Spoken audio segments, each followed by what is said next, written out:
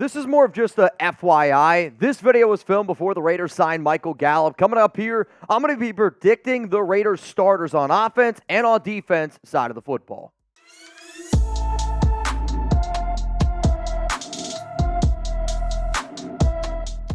Raider Nation, what's going on? It's Mitchell Renz, your host of the Raiders Report, and coming up on today's show, we're going to be looking at the Raiders roster after the 2024 NFL Draft, and I'm going to tell you who's going to be starting for the Silver and Black on offense and who's going to be starting on defense. The way to really have a better understanding of what I'm projecting, I think, is to go through each depth chart, and we're going to start at the offense and go to defense and tell you who's going to be starting at those positions. So the first position group that we're going to be talking about is quarterback, and really this is only a two-person race between Aidan O'Connell, between Gardner Minshew. Yes, the Raiders did sign a UDFA former DC Gus Bradley's son, Carter Bradley. He's now part of this team. He's going to be battling with Anthony Brown Jr.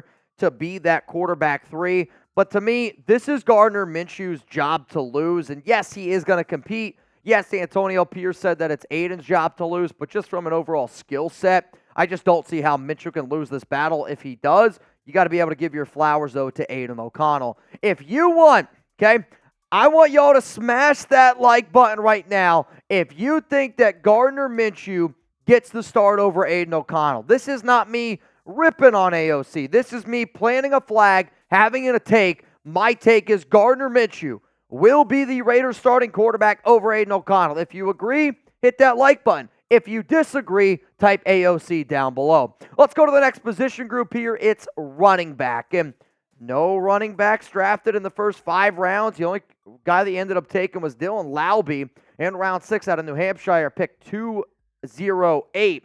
With this, I am curious to see what this means for Tyreek McAllister, a Britton Brown, a Sincere McCormick, because Zamir White, Alexander Madison, Amir Abdullah, and Laube will all make this roster. If it's up to me, I'm going to keep Sincere McCormick, but Zamir White will be your starting back. Let's go to the wide receiver position now, and some people will say that the Raiders didn't draft a receiver. I will actually say that I disagree with that take. The Raiders not only drafted a tight end, but they also drafted a receiver in Brock Bowers who is going to work, I guarantee you, more out of the slot this year than he will as an actual tight end for the Silver and Black, unless Meyers ends up getting injured. But you got Davante, you got Jakobi, you got Brock Bowers and Trey Tucker. Those are your top 4 wide receivers. After that, it's literally up in the air, and I think just about anything could potentially happen of which players end up making the team, which players don't end up making the team. I will admit that DJ Turner is a very intriguing player because he has some of that special teams value. Also, another player that I would say to at least keep an eye out for is Griffin, because of the amount of money that they gave him as a UDFA, also offers you a little bit of that special teams value. If it was up to me, if I'm the Raiders, I'm probably only going to keep 5 wide receivers, which means only one, not named Meyers, Davante Adams, Brock Bowers, or Trey Tucker, will end up making this list here for the Silver and Black. My question to the nation out there is this, because I thought it was a fun one, because if we're talking receiving yards, right, and we're talking about the impact that Brock Bowers is going to have, Bowers is going to impact Trey Tucker, and he's going to impact Michael Mayer. This is going to be the pinned comment, and it's a little bit of a different one, so I thought it would be fun. So you're about to get hit with the YouTube ad break. I want you to scroll on down and give me your answer. Who's going to have more receiving yards this season for Las Vegas? Type TT for Trey Tucker. Type MM for Michael Mayer. No TTs here on the Raiders Report. Only some because I'm going to go with Michael Mayer. I do think that even though Bowers was drafted, Mayer to me is the better overall prospect and is still going to get his opportunities. I would say that Mayer's probably going to be somewhere around 400, 450 receiving yards, where I see Trey Tucker probably being a little bit closer to 300. If it was up to me, I would make Tucker the punt returner, kick returner, now that we're a little bit more confident in Bowers' ability to go out there and be a slot. Let's now go to the tight end room, which is kind of why I wanted to do that question where you go from one group, you kind of go to the other group. Bowers, I'll still even say this, even though I just showed him as your starting slot, I'm also going to say that he's your top tight end on this team. And I love Michael Mayer. And I think for people that watch this show know how much I like Mayer. Mayer was my number 1 tight end in last year's class. Brock was my number 1 tight end in this year's class. I legitimately think that in 3 years from now, you could look at the Raiders roster and go, holy shit, we have two of the top 5 tight ends in the NFL. Bowers reminds me so much of a George Kittle. Mayer reminds me a lot of a Mark Andrews style. That would be a pretty exciting young group. I will say that I only see 3 of these guys making the team, and all 3 are pictured. Before I get to the offensive line, which is probably where a lot of y'all want me to go, I got to show some love to our sponsor, PrizePicks. $100 deposit match when you go to prizepicks.com/CLNS. Just make sure that you use code CLNS. That way PrizePicks knows that the Raiders Report and Chat Sports sent you. Today's episode, again, shout out to PrizePicks for hooking up Raider Nation, and they've been hooking up the nation the entire season. I know the NFL season is over, but you can still go for season long. Also, this time of the year, I love playoff hockey. I love playoff NBA. And if you want to put down a few bucks, all you got to do is pick more, or you could pick less on some of the NBA games that are going on, and you're going to be locked and loaded to what is happening in those games. If you're like, Mitch, I'm an NFL guy, believe me, I get you. Here are the ones that I did before the NFL draft, and I feel like I got really, really good value here on these. I took more for Bryce Young and C.J. Stroud on their passing touchdowns because I figured 18.5, 26.5. If both those guys stay healthy, you're good to go. And then Chris Jones, 11.75 sacks. Give me the less on that one. I want to say like 80% of his seasons have resulted in less than that number. So when you get those type of figures, guess what? I'm also going to have the ability to be able to cheer for all these things to happen all season long. And if you're like me and you go, Mitch, I can do season long. Yes, you can.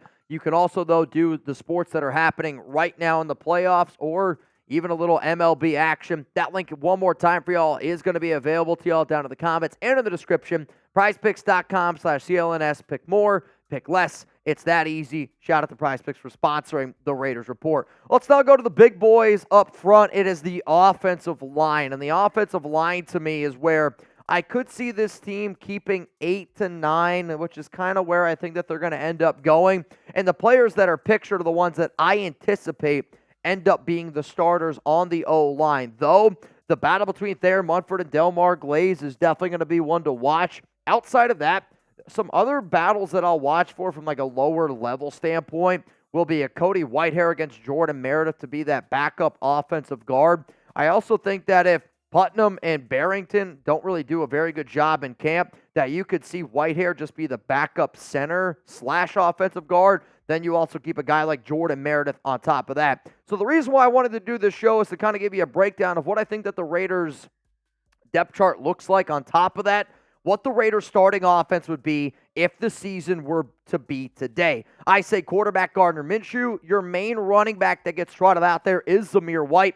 Your top 2 wide receivers, your outside guys are Davante Adams and Jakobi Meyers. Your starting slot receiver would be Brock Bowers. Starting tight end, then would be Michael Mayer. I see that if you're going to put 4 skill position players out there to catch a football, it's going to be Davante, Jakobi, Brock, and Michael Mayer. I am leaving off Trey Tucker. And then your starting offensive line, Kolton Miller, Jackson Powers-Johnson. You could also see Dylan Parham potentially play left guard, and they put Jackson Powers-Johnson at right guard. Though, to me, I think that he's going to be a better guard than Parham, and because of that, I would want him to protect the blind side of my quarterback with Kolton Miller. But again, maybe they decide to put Munford and Jackson Powers-Johnson. It's just what I personally would do. Coming up, let's look at what I think that the defense could look like from the starting position. We're going to go through all the depth charts yet again, starting with defensive end. Maxx Crosby, Malcolm Koonce, locked and loaded are your top 2 guys. But I do also think of, if I'm going to put Brock Bowers in this equation of tight end wide receiver, I think you also got to do the exact same thing for Tyree Wilson, who's going to be playing defensive end, and he's going to be playing a little bit of defensive tackle. The number 1 player that I'm curious to see what happens this offseason with is Janarius Robinson, because if it was up to me, he wouldn't even be on this team. But maybe AP is willing to just, let it go by. Maybe he's saying, hey, like, he's a good kid. He just effed up one time. I don't know Janarius Robinson. I got to trust AP's doing the right things, but I will definitely be watching him. Also, I've been talking to David Agoa a little bit. Really good athlete. Can he get the technique down for the International Pathway program? Let's go to defensive tackle. This might be the Raiders' strongest standpoint of their defense, which just makes me so flippin' happy because for so long we were like, defensive tackle stinks. It's their weakest position. Telesco finally listened up and did what was best for this organization. So I will also say that I think that you have to consider putting a guy like Tyree Wilson into this equation because, again, if I said he's a defensive end, I think also you have to be able to just entertain that idea that he deserves to be on this list on top of that. So, of course, you signed Christian Wilkins to a monster of a deal. You also decided to re-sign John Jenkins and Adam Butler. You insert Tyree Wilson into this equation as well because I do think that he's going to be considered to be a starter at defensive tackle. But then you got Byron Young, Matthew Butler. I'll tell you what, 6 defensive tackles is what I think ends up making this roster. 4 of them are already guaranteed pictured. Then what does that mean for Byron Young, Marquand McCall, Matthew Butler, Nesta Jade Silvera? Lots and lots of competition at the defensive tackle room. Let's go to the linebacker position, and linebackers where I think I'm going to surprise some people for the starters once I decide to unveil who I believe starts for the Raiders at linebacker. Because Robert Spillane, Divine Deablo, to me are the 2 people that are probably going to get the most reps. Does that mean that they end up starting? I'll tell you here in a second. You drafted Tommy Eichenberg in round 5. Amari Burney was drafted last season in round 6. Masterson is a dude that continues to get some work, but I would say is probably considered a little bit more of a McDaniels and Ziegler guy. And I don't know how many linebackers this team ends up keeping. So what I thought was interesting is this. Spillane and Divine probably get the most snaps out of these next 3 names here because Malga and Butler, they're just competing for a practice spot. Who makes the bigger impact? Do you think Luke Masterson, the biggest impact, right? Out of these 3 players this season, do you think it's Luke Masterson, who's played, I think, a lot better than what a lot of people anticipated from the UDFA out of Wake Forest? Amari Burney, somebody drafted in round 6 out of Florida last season, different regime. Or do you think Tommy Eichenberg, drafted in round 5 out of Ohio State by this regime, makes the bigger impact? For me personally, if I had to bet on all of these names out there, I actually am going to bet on Tommy Eichenberg because of that special teams ability.